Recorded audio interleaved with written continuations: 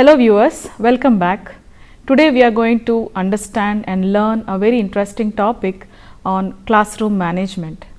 In classroom management, we are also going to discuss about various behavior modification techniques in order to deal with children with behavioral problems. Before that, let us look at the objectives of classroom management topic. The first objective is to understand the meaning of what exactly we understand by classroom management. The second objective would be to understand what are the various behavioral problems among school children. In addition to this, we are also going to understand what exactly the principles that are needed for an effective classroom management. And also it is very important that we need certain psychological methods, the behavior modification techniques which are necessary to deal with problem children. First, let us understand what do we mean by classroom management. Classroom management involves a set of techniques and skills that needs to be used by the teacher in order to function effectively in the classroom.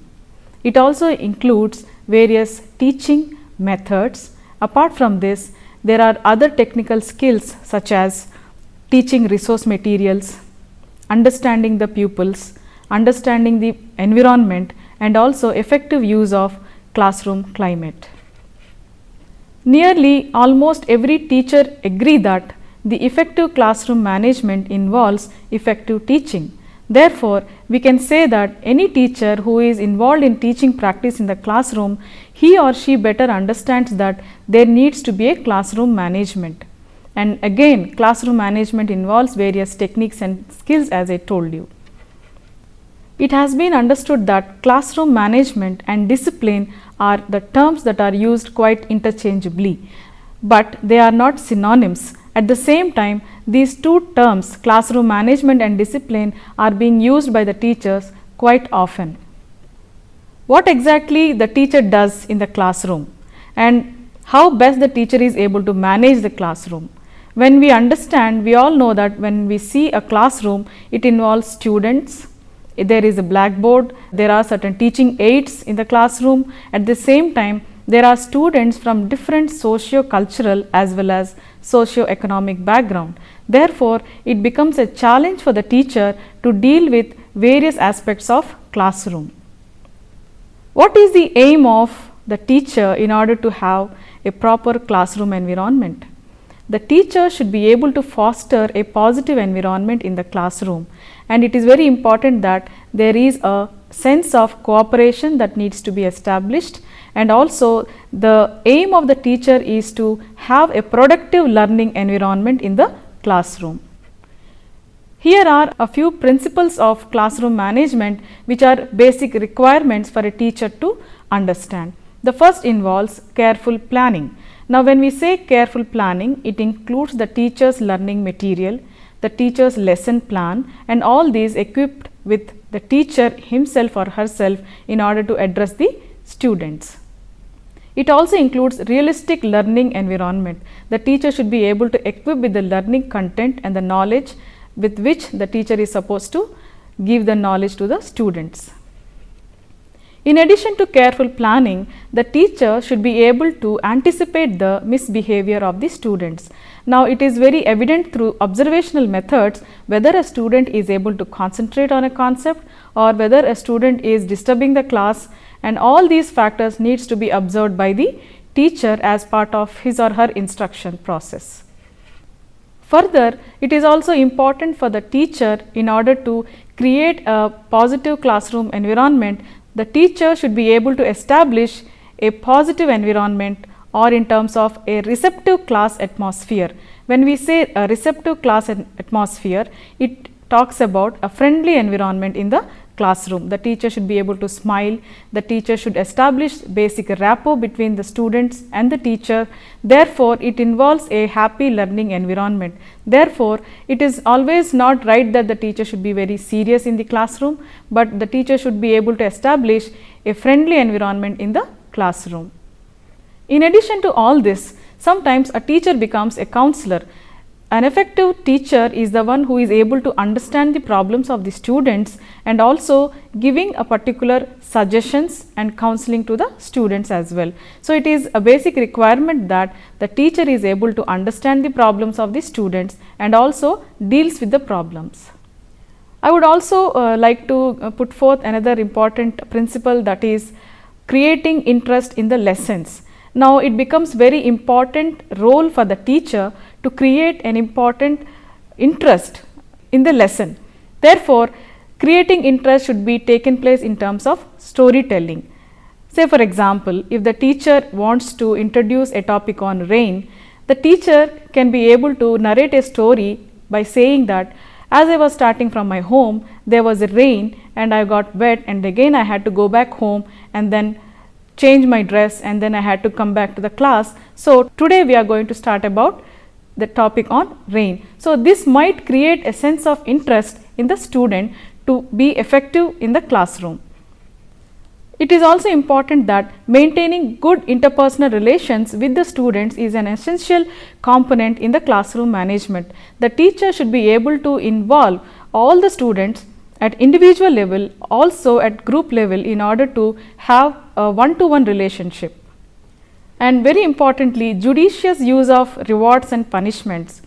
The teacher should be wise enough to appreciate the students and also give punishments in terms of homework or in terms of any kind of punishment that the student is able to realize it. Therefore, the judicious use of rewards and punishments are necessary for the teacher to perform. Finally, the teacher is the one who is able to understand the group dynamics in the classroom. Therefore, the teacher should be able to inculcate group behaviors, group cohesiveness, teamwork in terms of giving projects, assignments. Here are a few technically and research based principles that have been worked by Jyoti in the year 1991.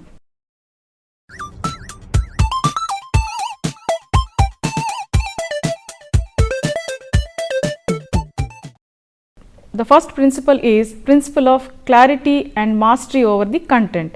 It is very important that every teacher is equipped with knowledge and the teacher is able to deliver and address the content to the students. The second important principle is the participation and involvement. Not only the teacher teaches, but it should be that the teacher is able to participate and also involves the student in the learning process. Now, the teacher would give a wide range of opportunity for interaction in this aspect. Therefore, the teacher should use and develop various mechanisms and skills of question and answers. Sometimes it becomes very necessary that the student needs to be questioned in the classroom, and also if the student is unable to answer, it is the teacher who should be able to accommodate with the right answer. Therefore, this creates a sense of participation as well as involvement in the classroom. The third important principle according to Jyoti is that it is the principle of fostering democratic behavior. When we say democratic behavior, every teacher should be able to inculcate leadership qualities among the students, and also the teacher should be able to guide the students to take up leadership skills. The fourth important principle is the principle of action. In this aspect, the teacher manifests his ideas with the students in terms of self-determination, in terms of strong willpower, in terms of confidence levels, and also in terms of self-knowledge. This gives a sense of responsibility to lead and activate the classroom environment. The fifth important principle is the principle of firmness. When we say firmness, it is the individual's right decisiveness. Therefore, the teacher has to remain firm in his or her teachings so that the instruction process is effective. The firmness of a teacher will be able to control his or her behavior from within self, not only within self, but it is also helping the students to control their own behaviors as well. Therefore, fostering firmness is very essential principle in the classroom management. Another important principle is flexibility. Now, the teacher cannot sustain with firmness for a longer period of time. The teacher should be able to have flexibility with the students as well. Therefore, Firmness and flexibility should be utilized by the teacher in an appropriate manner. The last important principle is the principle of warmth and enthusiasm. The learning and teaching process should be pleasurable. Every child or every student should enjoy the learning process. Therefore, it is very essential for the teacher to inculcate a warmth and enthusiastic and a lively classroom. Therefore, it is always understood that a teacher who is lively in the classroom is most liked by the students.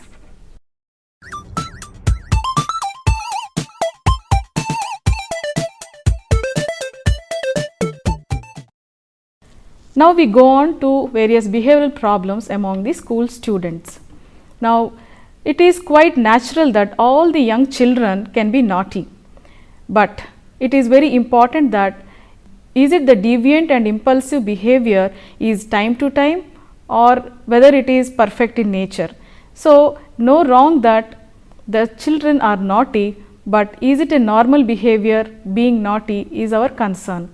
Therefore, behavioral problems need to be focused among school children specifically, because some children tend to show some difficulty in their behavioral expressions. Therefore, it is very important that the behavioral problems among students and children are of utmost important observation. Here we are going to discuss about 3 most common behavioral problems or disorders, which include oppositional defiant disorder. In oppositional defiant disorder, this disorder is the one where the students and children have a tendency of rule breaking behavior. These are the students who throw temper tantrums, they argue frequently with elders and also the system or the institutions, and particularly the most familiar adults in their lives such as parents and teachers. And these are the one who refuse to obey the rules. Now these are the students who create problem in the school as well as family. The second important behavioral disorder is conduct disorder.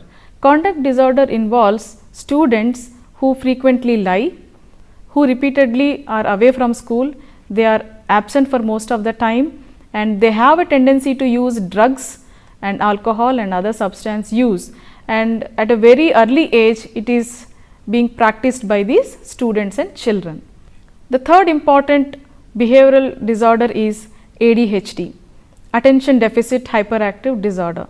The characteristics of ADHD can include inattention, where they have difficulty in concentration, and another important characteristic is impulsivity, where they have a tendency of talking over the top of others, having a short fuse, being accident prone. All these factors are indicative of impulsivity, and in addition to this they have overactivity, which includes constant restlessness or fidgeting. So with this background of knowing what exactly we mean by behavioral problems among children, it is important that there should be an approach or the application of behavior modification in order to bring about a positive change among these children. So how to deal with problem children comes here. The behavior modification technique is based upon Skinner's operant conditioning. So when we talk about Skinner's operant conditioning, you can think of positive reinforcement, negative reinforcement. Therefore, certain principles which are needed here are, there is a principle which is designated as DCRR. If you can see the slide, the DCRR is being elaborated in the following way. The D indicates drive or motivation, C indicates cue or stimulation, the R indicates response, and the second R indicates reinforcement. With these 4 principles in background, it becomes very essential that there is a need to change, modify the behavior of the individual through these 4 basic principles of learning. There are a few steps to be followed in order to work in terms of behavior modification. Therefore, it is very essential that the first step, which includes identifying the maladaptive behavior or the undesirable behavior, it becomes very essential for the teacher to identify the problem behavior of the child, whether the child is having problem in terms of attention deficit or whether the child is having problem with hyperactivity or the child is having some problem with conduct disorder or so. Therefore, after identifying, it becomes very important that the problem behavior or the undesirable behavior needs to be carefully analyzed.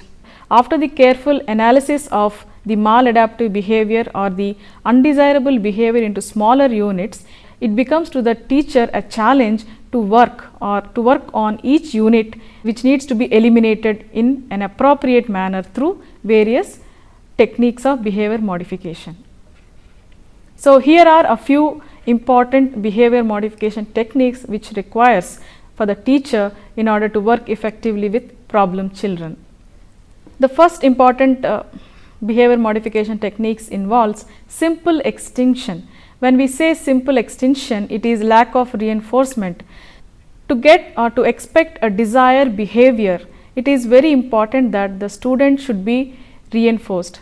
But here, in order to get the appropriate behavior, the reinforcement is stopped, or the simple way to eliminate a maladaptive pattern is often to remove the reinforcement. Say for example, if a student is disturbing the class, what does the teacher do?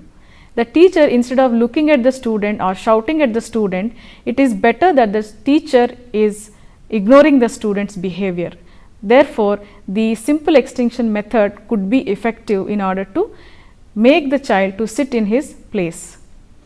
Another important behavior modification technique include aversion therapy, and this can be given to children various conduct disorders. Therefore, aversion therapy is primarily a way of stopping the maladaptive response for a period of time.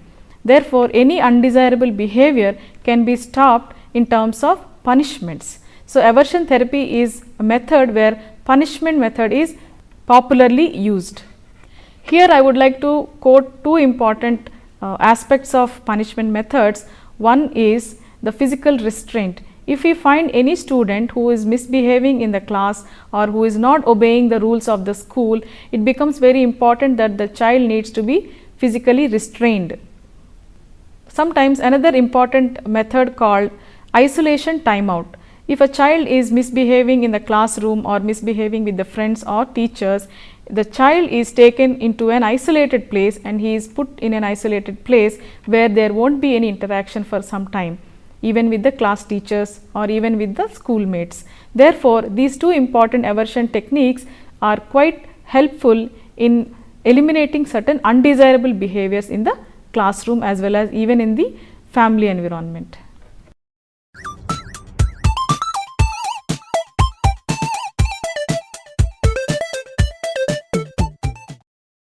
Now, we are going to discuss about another important method or another important technique of behavior modification technique.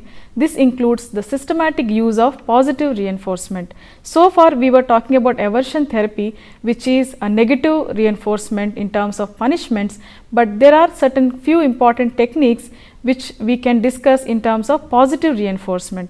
The first includes response shaping. Here the positive reinforcement is often used in response shaping, that is establishing a response that is not initially in the individual's behavior repertoire. This technique has been used quite extensively in working with the behavioral problems of children with ADHD conduct disorders. It is always important that the right behavior should be encouraged, the wrong behavior should not be encouraged. But here in shaping, it is very essential that the teacher should wait for the positive behavior of the child. Since shaping is a very time consuming activity, the next option of systematic positive reinforcement could be modeling. In this particular modeling method, the student is advised to imitate or follow a person who is doing better in the studies or who is, say for example, if the child is frequent absentee. So, for frequent absenteeism, if the teacher would like to work with that child, it becomes a challenge for the teacher to make him understand about how to come regularly, how to follow people who come regularly. Through this modeling method, the child may be interested in coming school regularly. Another important technique is the token economy. When we say token economy, it is in terms of praise, it can be in terms of monetary gifts or in terms of appreciation. Therefore, say for example, if a child stops stealing, then you can give him a token of chocolate, or you can appreciate him, or you can help the child in terms of a positive applause in the classroom. Say for example, not only stealing behavior, but also lying and also absenteeism, all these problems can be dealt effectively through positive reinforcement, is a method called token economy. Now, we are going to talk about the last important behavior modification technique, that is systematic desensitization. The term itself talks about systematic desensitization, that is the individuals having anxiety problems, individuals having fears of exams, students having fear of subject, or students having fear of school. Now, all these problems can be dealt effectively through systematic desensitization. In systematic desensitization, it includes relaxation techniques and also a gradual exposure of the fearful situations. Say for example, if the child is having problem with exams, now it is very important that the child should be exposed to examination halls, the child should be exposed to the teacher who is teaching the subject, and also all these can be exposed slowly to the student through visual effects, and then later on the relaxation component is also dealt through relaxation methods, and then the student is exposed systematically to all these visual effects, so that the anxiety towards exams is reduced. Let us summarize. Today we have learnt about classroom management, and in which we understand that classroom management is a set of techniques and skills where the teacher needs to imply in order to control the students in the classroom for having a positive learning environment. So, in addition to this, we have also learnt that there are certain principles which requires a classroom management, especially the teacher needs to equip oneself before going to the class, and in this regard the teacher needs careful planning. Also, the teacher, as part of instructional process, the teacher should be able to understand the behaviors of the pupils, because the pupils are coming from different socio-cultural and socio-economic backgrounds with different personality profiles.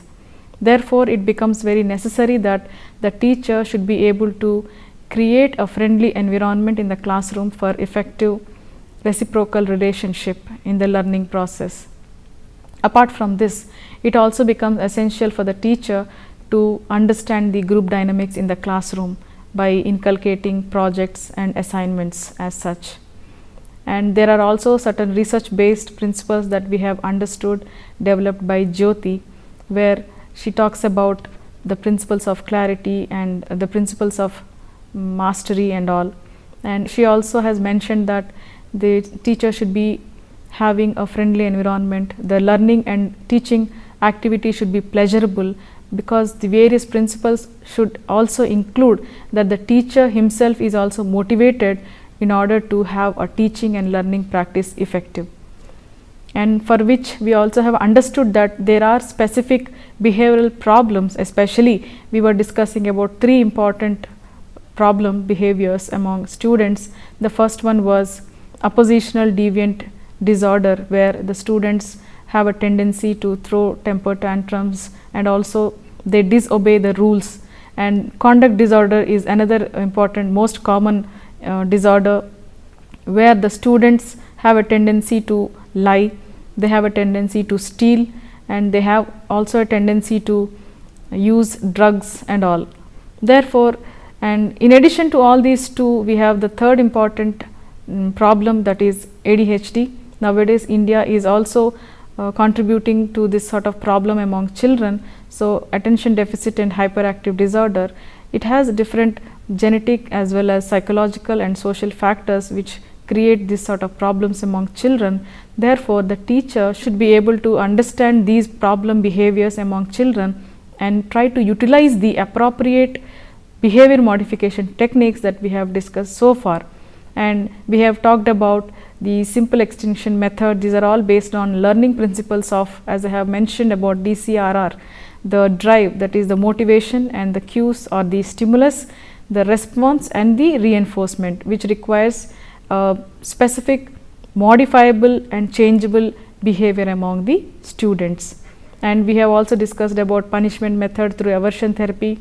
We have also discussed about the positive reinforcement method through token economy and modeling method. Finally, we have also discussed to minimize the anxiety among students in terms of exam anxiety.